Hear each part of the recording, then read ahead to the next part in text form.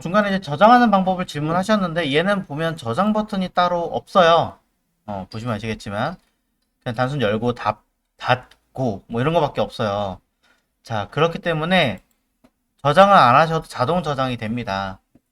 근데 이런 프로그램들의 가장 아쉬운 점이 뭐냐면 어느 시점마다 저장된지 모른다는 거예요. 뭐 구글 드라이브 같은 경우는 조금이라도 작업하면 바로바로 저장을 하는데, 자, 모를 때는 이렇게 하시면 돼요. 요 집 그림 있잖아요. 클릭을 딱 하시면 이렇게 보여줘요. 현재 상태. 요 보이는 요 상태가 저장이 된 상태입니다. 그러나 정말 불안하면은 그냥 아예 닫아버리시면 돼요. 닫는 그 순간에 저장을 합니다. 그러니까 한 번쯤은 그렇게 저장을 해서 기다리시는 게 좀 낫다라고 이야기를 드리고 싶고요. 자, 그러면 이제 우리는 오른쪽 옆에다가 이제 틀을 그릴 건데, 자, 틀을 그리시기 전에, 자, 저는 이렇게 얘기를 먼저 할게요. 이제 슬슬 세팅이라는 걸 할 거예요. 왼쪽과 크게 다르진 않지만, 자, 컬러 어떻게 써요? 그냥 있는 것 갖다 썼죠, 우리가. 그냥 아무나 있는 것 갖다 썼단 말이에요. 자, 그렇기 때문에 그게 아니라, 이제는 우리가 만들 어떤 컬러를 하나 지정해 놓고 쓰시는 게 좋습니다. 자, 그래서, 이 프레임을 가지고 할 건데요. 자, 프레임이 하나가 아니라 기존에 있는 프레임이고요. 그 위에 보시면 여기 페이지라고 써 있죠. 네, 이게 원래 뭐냐면 메인 페이지, 서버 페이지 뭐 이런 개념들이에요. 근데 처음에 피그마로 만들 때는 하나의 그냥 페이지 안에서 여러 개 페이지 한꺼번에 다 그립니다. 보편적으로 많이 그렇게 해요. 왜 그렇게 하냐면 전체적인 레이아웃이나 느낌을 보려고. 음. 근데 제가 몇 번 만들다 보니까 느꼈던 게 뭐냐면 처음부터 그렇게 느낌을 빼는 건 좋은데 이거를 주구장창 다 그려버리니까 차후에 반응형 웹페이지를 만들거나 그 이상의 작업을 할 때는 힘들어요. 그래서 저는 이렇게 스케치 형태로 여러 페이지를 만들어낸 다음에 이걸 페이지로 끊어내세요 라고 얘기를 합니다. 나중에 다시 알려드릴 거예요. 자, 중요한 건 뭐냐면 지금 요거는 우리가 이제 스케치하고 작업을 할 페이지고 페이지 1번은 눌러보시면 요 끝에 띡 누르면 페이지 1이라고 써있죠? 페이지를 추가할 수가 있어요. 이렇게. 자, 이 페이지에다가 제가 뭐 할 거냐면은 보시면 아무것도 안 보이죠? 이 페이지에다가 저는 일부러 이렇게 쓸게요. 스타일 가이드라고 쓰겠습니다. 일부러 지금 당장은 조금 어려운 개념일 수도 있는데 일부러 다른 페이지에다가 쓸 거고요. 스타일 가이드는 어떠한 가이드 양식이기 때문에 밑에 있는 것보다는 위에 있는 게 낫습니다.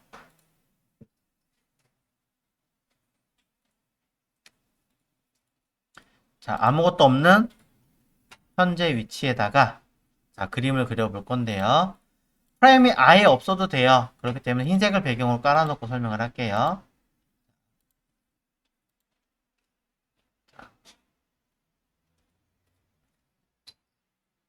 차후에 뭐 흰색을 써야 된다 그러면 색깔을 그때서야 바꾸도록 하고, 자, 프레임이 있으면 좋고 없어도 큰 상관없습니다. 이 자리에다가 박스를 하나 그리겠습니다. 적당하게 크게 뭐 정사각형이어도 되고 아니어도 되고 관계없습니다. 하나를 그려주세요.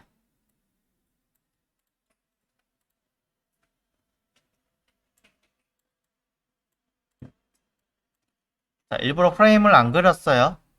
이따 그릴 건데 없어도 된다는 거 설명하기 위해서.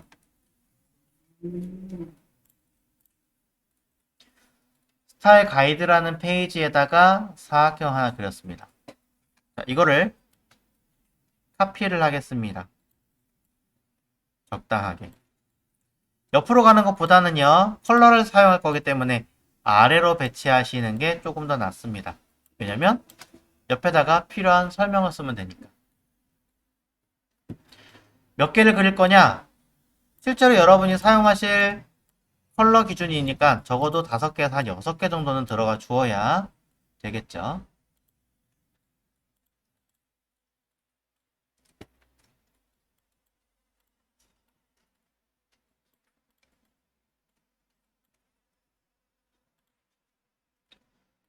자, 첫 번째 도형 선택하고요.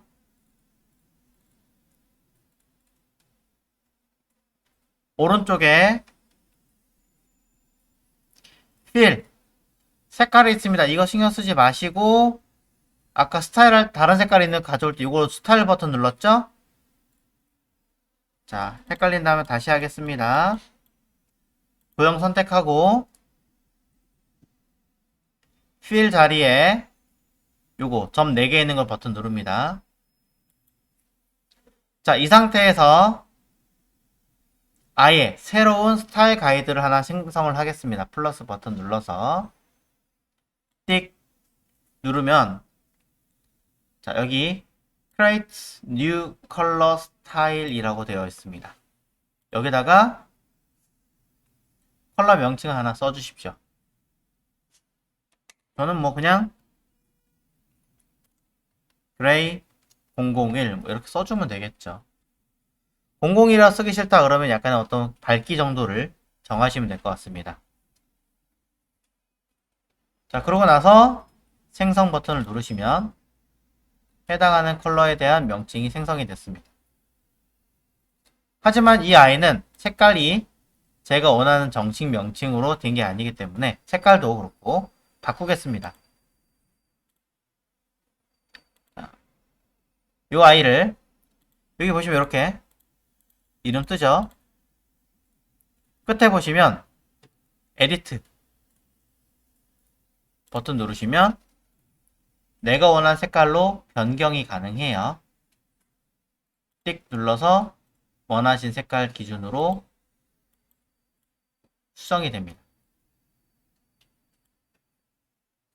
이렇게 약간의 회색을 띄고 바꿔주면 이 아이는 이제 그레이 01은 요 정도의 색깔이 되는 거겠죠. 자, 저는 이 색깔이 어느 정도 되느냐? 너무 길었나? 자, 이 아이가 어느 정도 되냐면 컬러는 자, ED라는 컬러 명칭으로 제가 썼어요. 저랑 똑같이 맞추실 필요 없습니다. 자, 요 정도 된다. 때에 따라서는 요 정도 컬러를 나는 ED라는 컬러를 사용했다라는 뜻으로 이렇게 표기를 하시면 차후에 관리하기 조금 더 좋습니다. 헥사 코드는 앞에 샵이라는 거 붙여요.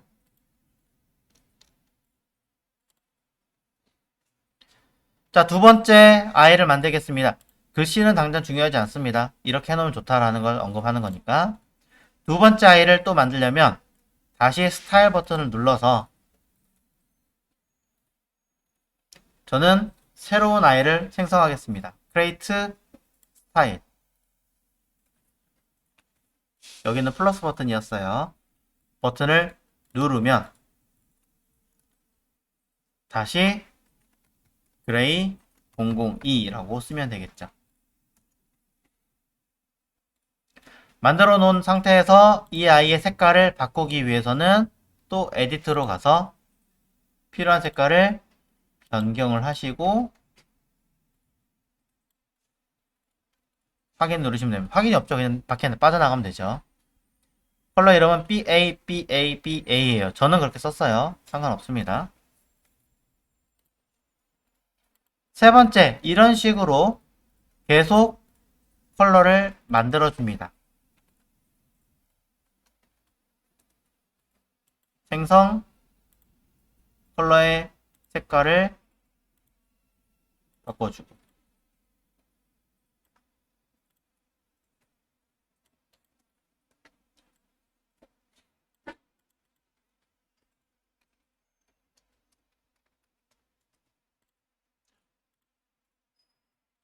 이렇게.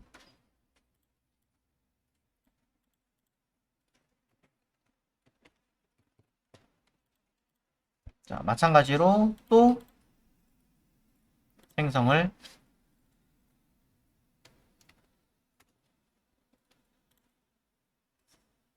하겠죠.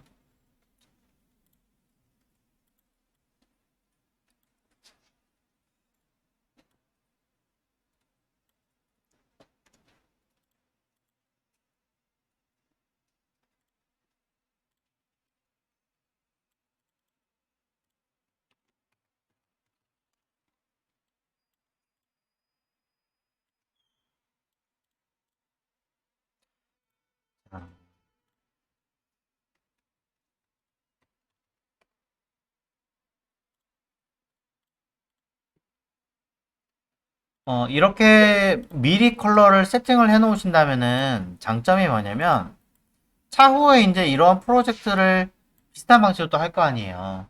그때 여러분들이 이걸 갖다가 막 일일이 그때그때마다 또 만드실 필요가 없어요. 한 사이트면 한 사이트에 대한 이 컬러 가이드 가지고 그냥 쭉 만들면 되는 거고, 아니면 나 프로토타입이다 그럼 프로토타입 기준으로 만들어 주시면 이것만 가지고 수정만 하셔도 그때그때 계속 빠르게 처리가 가능한 거죠. 한번 지정해 놓으면 색깔 변형하는 것도 일괄적으로 변형이 되니까 훨씬 더 쉽습니다.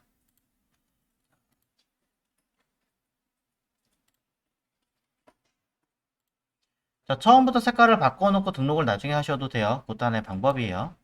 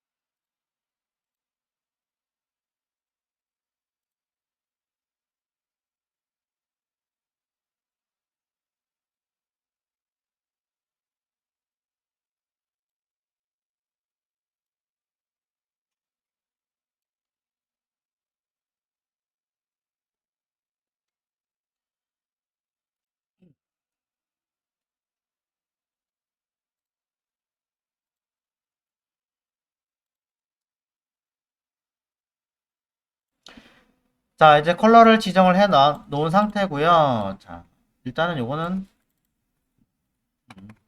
그레이 컬러라고 그냥 할게요.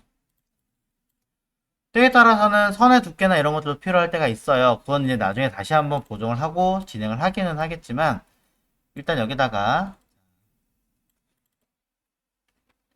라인에 대한 언급만 살짝 해보도록 하겠습니다. 아까 선 만드는 거 보셨으니까 선택하시고 선택하시고 도형을 새로 하나 그리셔도 되고 카피하셔도 되는데 저는 그냥 카피했습니다. 카피해 놓은 상태에서 오른쪽에 보시면 기존에 이제 스타일러 등록해 놓은 상태에서 있기 때문에 그대로 지금 떠 있는데 이건 필요 없으니까 끝에 보시면 끊는다 라는 뜻이 있고요. 또는 삭제할 수 있습니다. 면이 필요 없으니까 아예 삭제를 할게요. 삭제를 하고 밑에 선을 추가를 하겠습니다. 추가할 때도 아예 생성 스타일 바로 할 수도 있고 선부터 먼저 만들고 난 다음에 변경할 수도 있죠. 만든 상태로 등록부터 해볼까요? 스타일 버튼 눌러서 내가 원하는 이름으로 플러스 키 누르면 여기에 라인 001 일단 그냥 이름 단편적으로 쓸게요. 생성 버튼을 누르면 이대로 선 두께 형태가 오른쪽에 등록이 되는 걸 볼 수 있습니다. 물론 이 아이를 변경하시려면 당연히 똑같이 아까처럼 선택하고 아래쪽에 있는 요 끝에 에디트 버튼을 눌러서 필요한 내용대로 바꿔치기 하시면 되겠죠. 직접 보고 색깔 당연히 보고 변경 가능하고요. 아니면 이 색깔 자체도 뭐 라인을 컬러를 여기 있는 것들 갖다 쓸 수도 있습니다.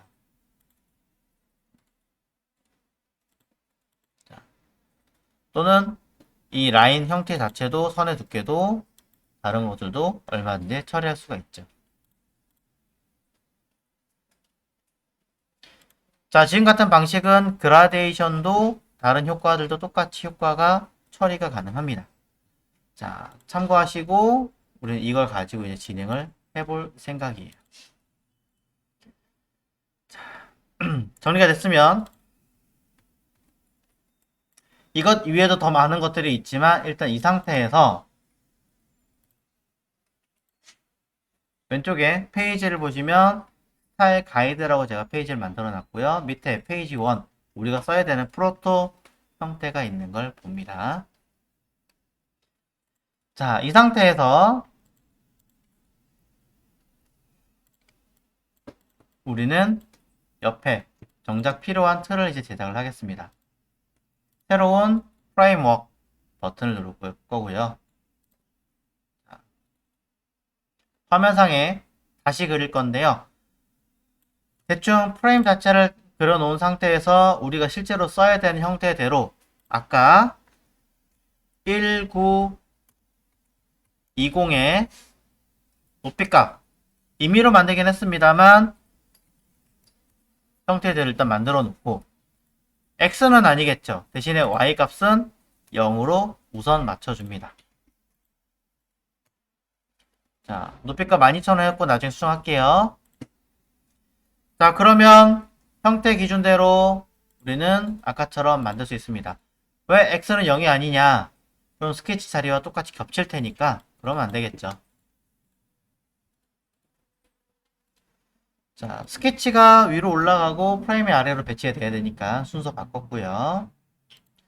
프레임 자체는 사실상 이 페이지가 메인 페이지니까 메인이라고 쓰겠습니다. 정확하게는 사이트 이름하고 같이 쓰시면 훨씬 더 좋겠죠.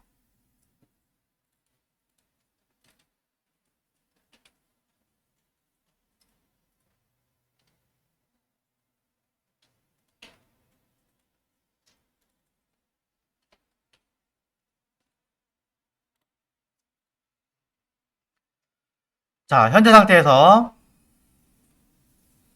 왼쪽에 아까 보셨던 것처럼 일단 구조 큰 틀은 들어가야 됩니다.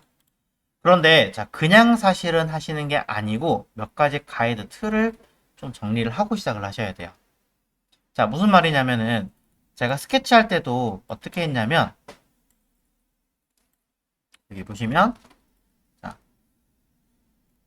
여기 끝에서부터 오른쪽 끝 여기까지를 저는 1920으로 잡았어요. 화면 그냥 큰 상태.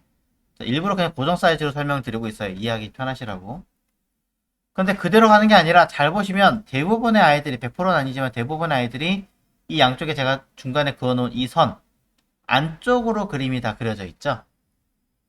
네, 모든 웹페이지가 마찬가지로 끝에까지 다 가는 경우는 흔하지 않아요. 너무 끝에까지 가면은 실제로 우리가 보고 있는 브라우저 상에서 이쯤에 로고가 막 끝에 붙어버리고 끝에 이쯤에 막 글씨가 버튼이 생기는데 불편할 거 아니에요.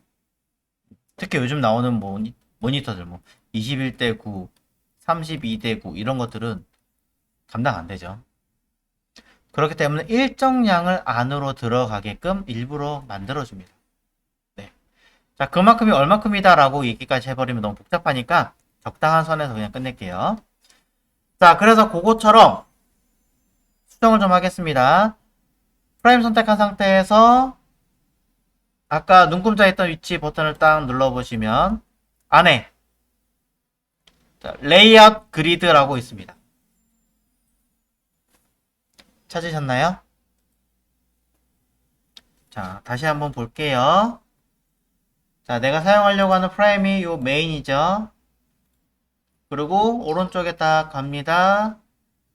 그리고 눌렀더니 끝에 거 버튼을 딱 눌렀더니 쭉쭉쭉쭉쭉 내려갔더니 레이아웃 그리드 있죠?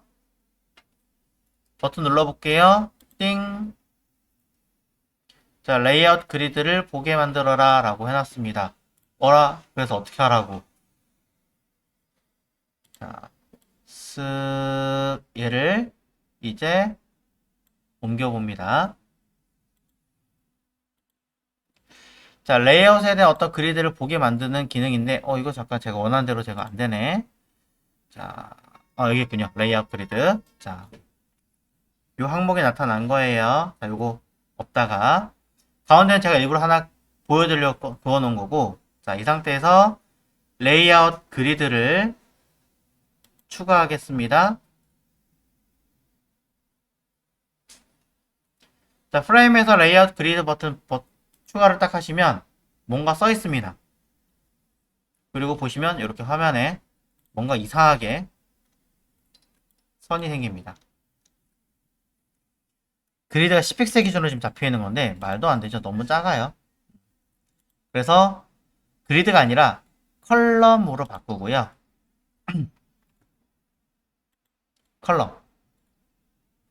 컬럼으로 바꾸고 전체를 원래 개수가 정해져 있는데 자, 그냥 저는 24개라고 써볼게요.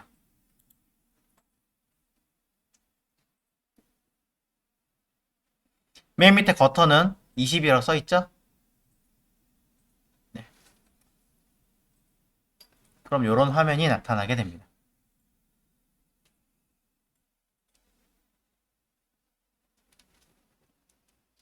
자, 한 번 더 할까요? 자, 레이어 그리드라는 거를 끄면은 그래도 보이는구나. 자, 생성을 시켜도 아마 안 보일 거예요. 보이네. 켜지죠, 자동으로. 자동으로 켜져요. 끄면 같이 꺼집니다. 자, 켜진 상태에서 이거 말고, 자, 그리드 형태 말고 버튼 눌러서 컬럼으로 바꿀 거예요. 컬럼 세로선으로. 자, 1920은 약 24개 정도가 들어갑니다. 버터 20개. 20픽셀입니다, 정확하게는. 이렇게 생성이 됩니다.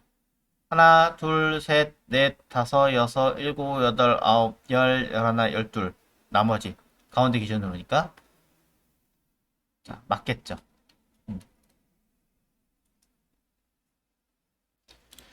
자, 마진 원래 10으로 들어갈 텐데. 자, 이렇게. 양쪽 끝에 약간의 공간이 들어가 줘야 한쪽으로 쏠리지 않기 때문에 자, 마진이라고 되어 있는 곳에 10이라고 써주시면 좋습니다. 왜 이렇게 쓰는지는 차후에 다시 설명드리겠습니다.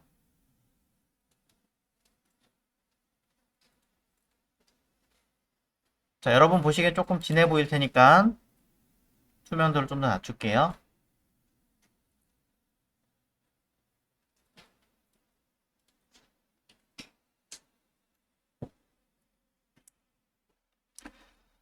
자, 요 아이가 있고 없고 차이가 있습니다. 뭐냐면 이렇게 있으면 얘네들을 직접 그릴 때 어느 정도 비율로 가지고 작업을 할 것인지 그리기가 편해요. 없으면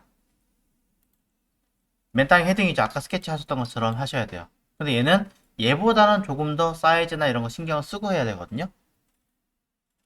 힘들겠죠. 그러니 이렇게 눈을 켜놓고 작업을 하시면 도움이 된다. 이 얘기를 드리는 거예요. 여기에 하나를 더 한다면 이 가이드에 맞춰가지고 눈금자 하나를 이렇게 갖다 대주시면 훨씬 더 좋겠죠.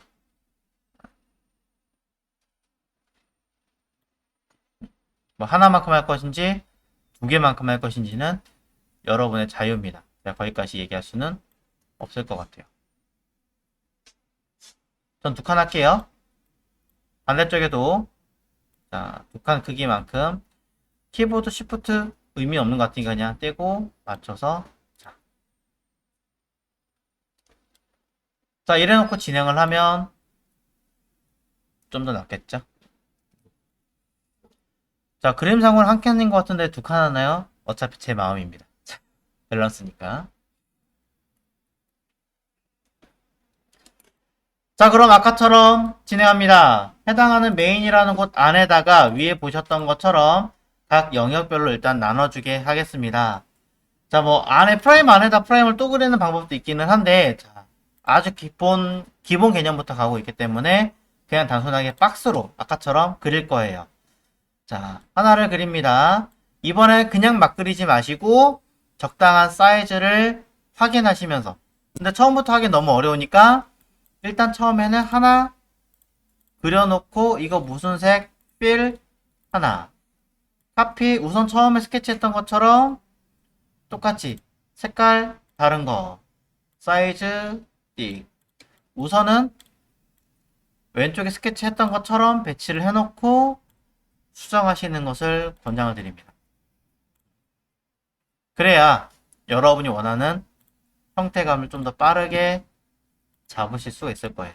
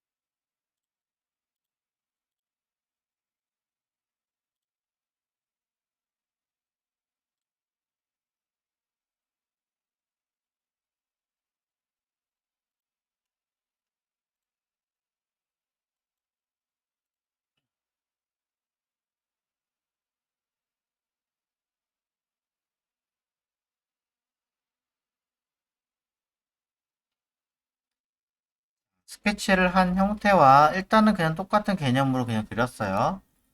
자, 하지만 이제는 조금씩 틀을 좀 잡아가면서 진행을 해야겠죠. 자,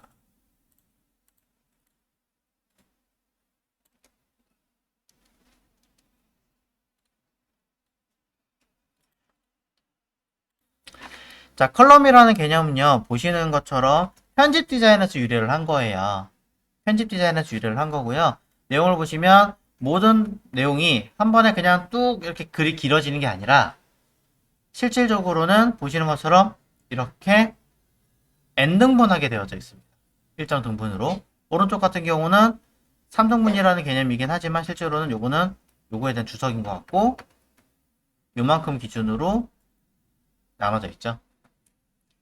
자, 이때 어떠한 글을 쓰는 공간, 이만큼의 각각의 공간을 뭐라고 하냐면 이거를 컬럼이라고 합니다. 내용이 들어가는 공간인 거죠. 그래서 요즘 뉴스는 제가 잘 안 봐서 모르겠습니다만 뭐 컬럼 투데이, 뭐 뉴스 투데이, 오늘의 컬럼 이렇게 뭐 말하는 인터넷 보시면 나오는 단어들이 있을 거예요. 그런 것들이 오늘의 어떤 내용들, 이슈들 이런 걸 얘기를 하는 거고요.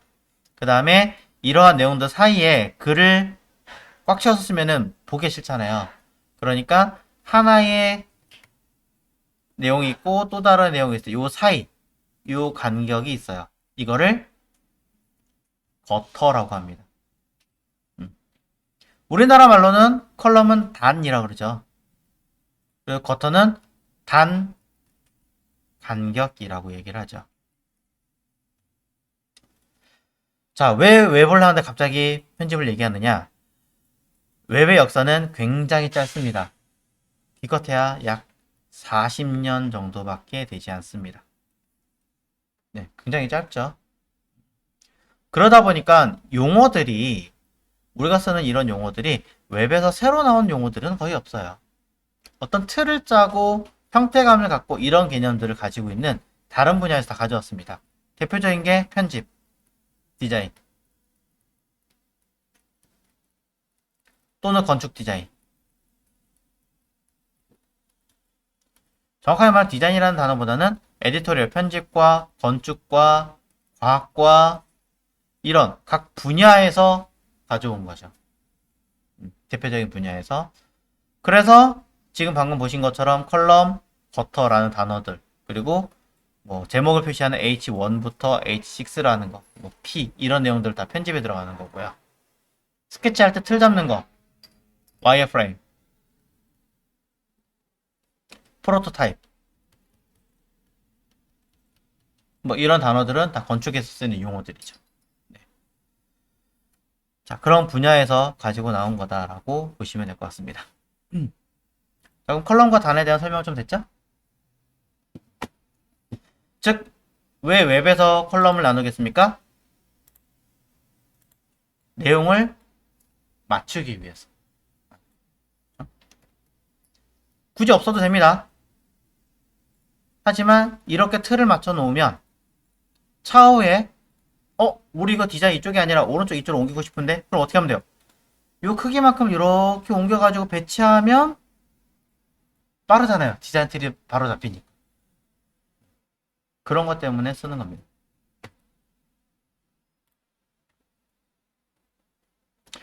자, 그래서 불필요한 건 지우고 다시 왼쪽에 있는 기준 형태처럼 배치를 할 건데요. 일단 색상을 제가 일부러 왼쪽에 있는 것과 좀 다릅니다. 왜냐면 실제 웹페이지는 이렇게 생겼습니다.